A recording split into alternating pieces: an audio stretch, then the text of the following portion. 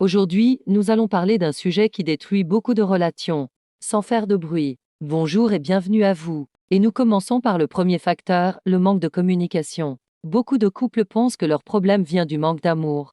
Mais en réalité, ce qui détruit progressivement leur relation, c'est le manque de communication.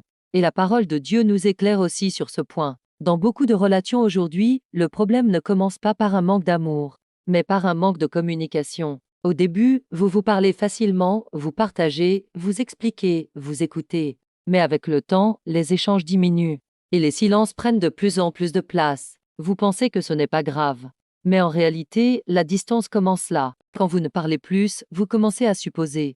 Quand vous n'exprimez plus ce que vous ressentez, les frustrations grandissent.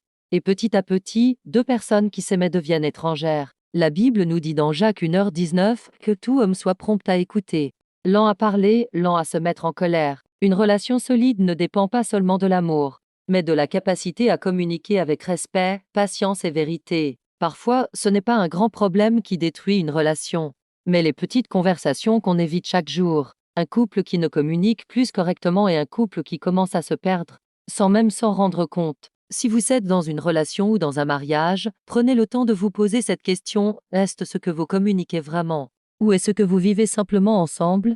Dieu peut restaurer une relation, mais cela commence souvent par une chose simple, apprendre à parler. Et surtout à écouter. Parce que là où la communication diminue, la connexion s'affaiblit. Et là où la connexion s'affaiblit, la relation devient fragile. Que Dieu vous guide dans votre relation.